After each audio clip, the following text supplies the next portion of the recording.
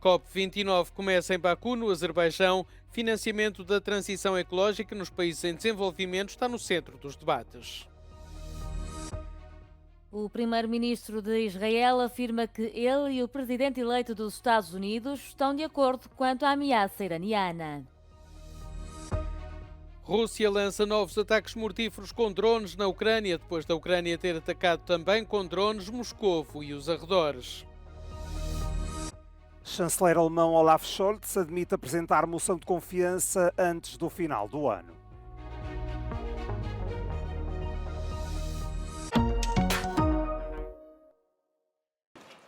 A COP29 arranca em Baku, no Azerbaijão, esta segunda-feira. Os delegados de todo o mundo reúnem-se na esperança de encontrar formas de evitar o aumento da temperatura global e cumprir as promessas feitas no âmbito do Acordo de Paris.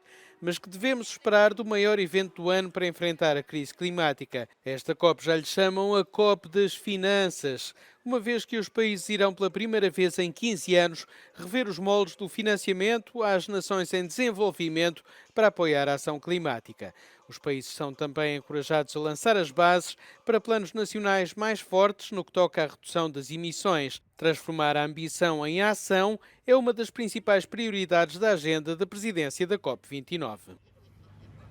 We need to consolidate all the efforts of all countries because it's only with consolidation, with the good motivation for all the participants, we have the chance to have a success. I think the main role for Baku COP, for Azerbaijan, for COP29 team, to be the interconnector between the developing countries and developed, between the south and north, between east and west.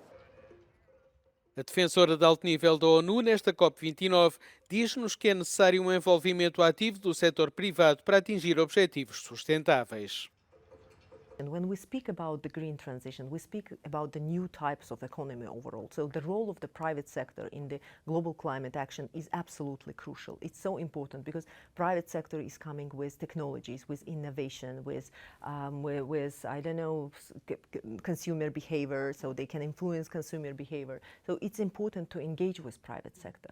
Experts say concrete results must be achieved in Baku in order to make progress toward the Paris Agreement's goals. Despite last year's gains, negotiations on the new climate targets have exposed divisions among countries. Meanwhile, the talks are unfolding in a very complex geopolitical scenario. Giorgio Orlandi for Euronews, in Baku, Azerbaijan.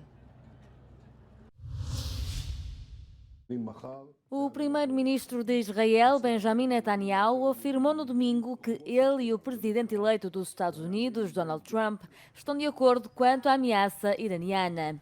Netanyahu revelou que falou com Trump 3 vezes nos últimos dias, descrevendo as suas discussões como muito boas e importantes. נמשיך להגן על המדינה שלנו ועל האזרחים שלנו בכל הזירות ומול כל איום, ובראשם האיום האיראני. בימים האחרונים אני שוחחתי 3 פעמים עם הנשיא הנבחר דונלד טראמפ. אלה היו שיחות טובות וחשובות מאוד. שיחות שנועדו להדק עוד יותר את הברית האיתנה בין ישראל לארצות הברית.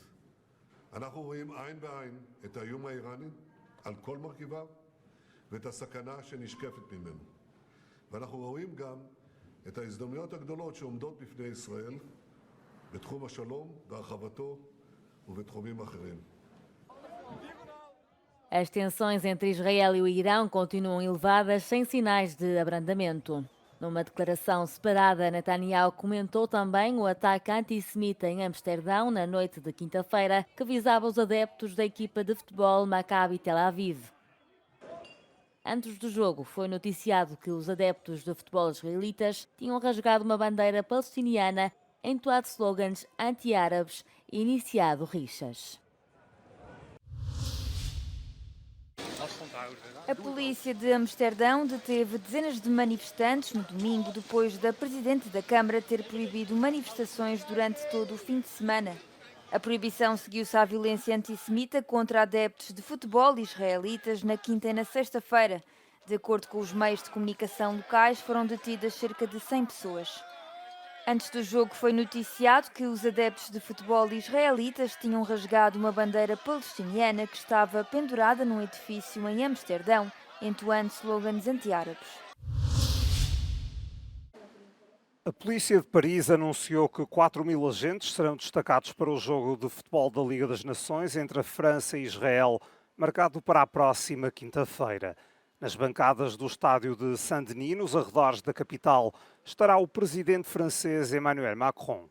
O chefe da polícia de Paris avança que 2.500 efetivos estarão mobilizados à volta do recinto, para além de outros 1.500 nos transportes públicos.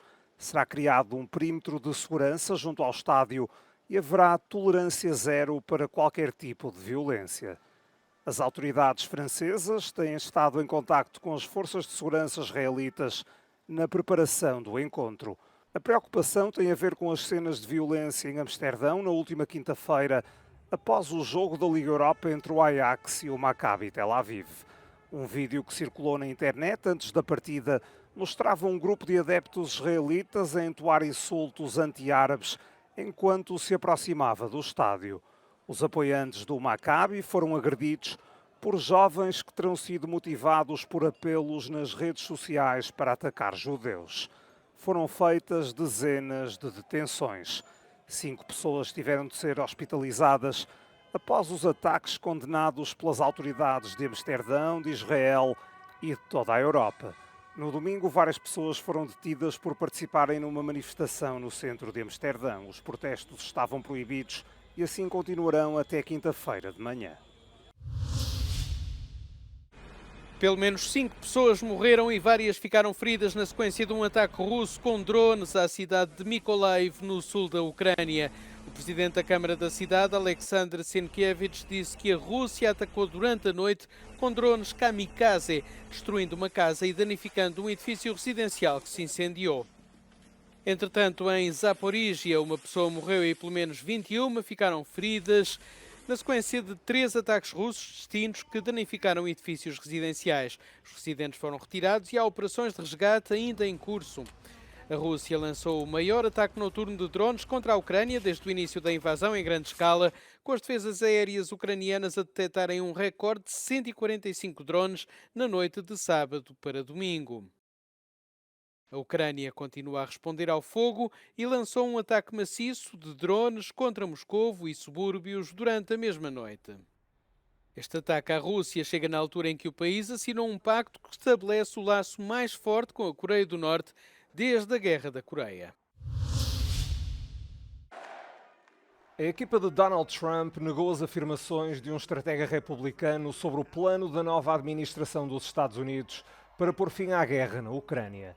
Numa entrevista à BBC, Brian Lanza afirmou que o futuro governo americano não considerava prioritária a recuperação do território perdido pelos ucranianos para a Rússia. No entanto, um porta-voz de Trump deixou claro que Lanza não falava em nome do presidente eleito.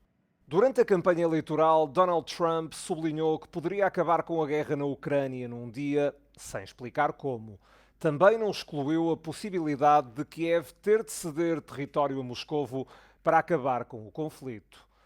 A Rússia apoderou-se da península da Crimeia em 2014. Mais tarde, em 2022, anexou 4 regiões ucranianas sem manter o controlo total sobre alguma delas.